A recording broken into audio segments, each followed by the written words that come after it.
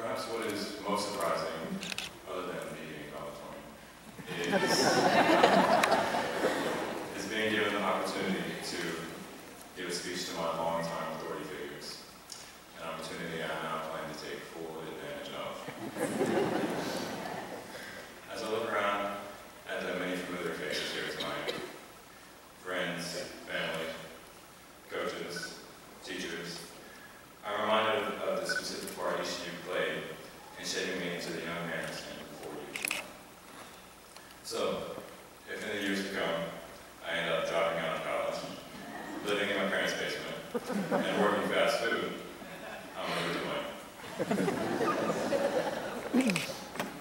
In writing this speech and in my efforts to be profound and eloquent, I ask myself, what is it that I want to say? What can I say that will move the people's hearts and make Miss K regret ever letting me on the stage? After all, summing up 4 years of high school is no easy task.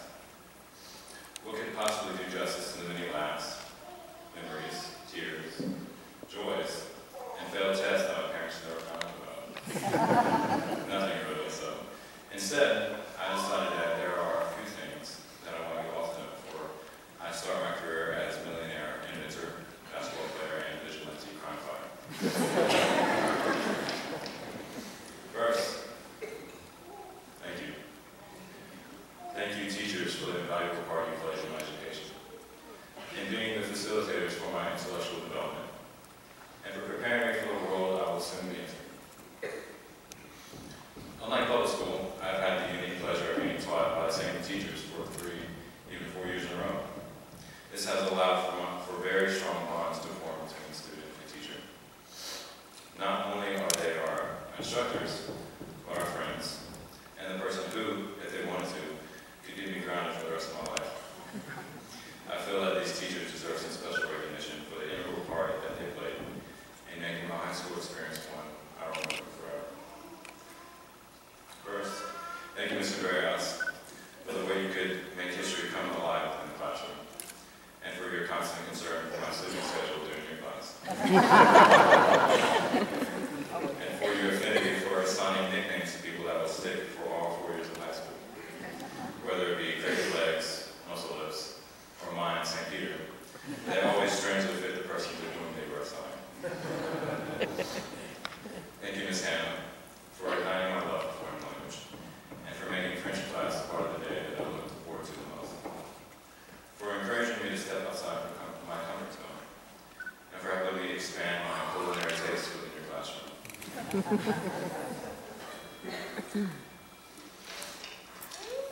Thank you, Ms. Davidson, for making the looming monster of calculus and statistics something not so scary.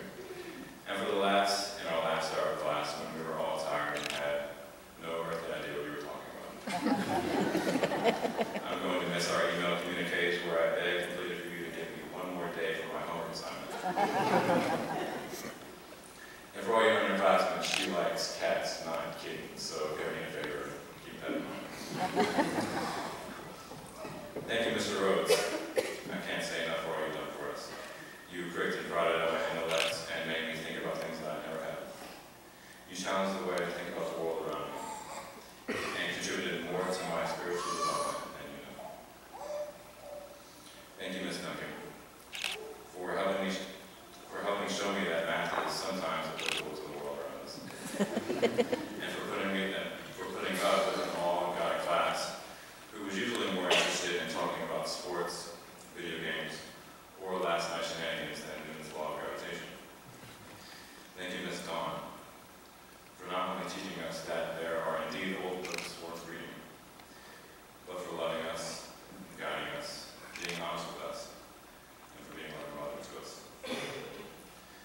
And also, who could forget, thank you, Ridwell, for sending incognito email notifications to my parents resulting in my immediate grounding.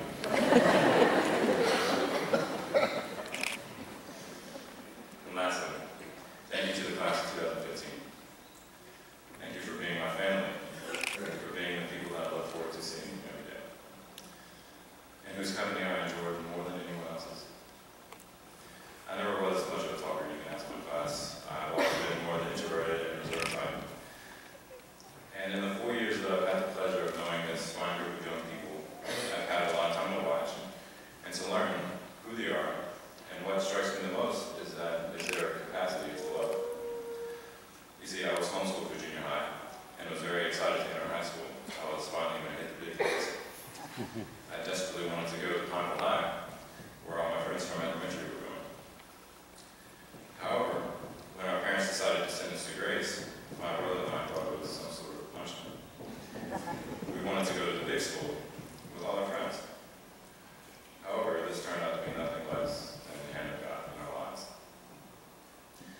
There is no other place that I would have rather spend my high school than here with these people who accepted and welcomed me as a new addition to the family that was 4 long years ago when you couldn't even tell me touch before. I've come to love every single one of you as family. All your flaws and weird sayings, and yes, you here. Thank you, Brennan and Antoine, for being the 2 goofiest people I've ever met in my life. And for making me loosen up just a little bit.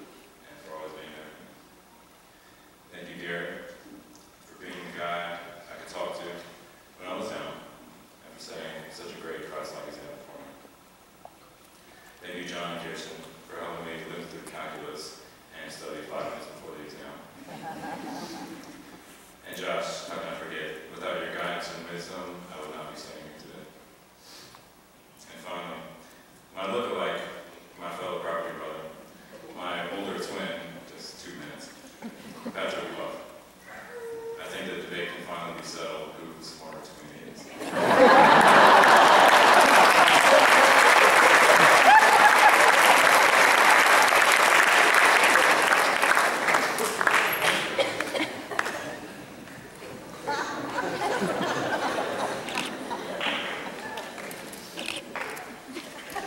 The last thing I would like to give is a few words of wisdom to our beloved classmates. Even though I'm not the smartest, most organized, nor the most promising graduate, I'm the most handsome. I feel it is my responsibility in some way to impart some advice to you. Here it is, 2 things that I wish a good-looking senior guy would have told me. First, don't get caught up in the dating scene.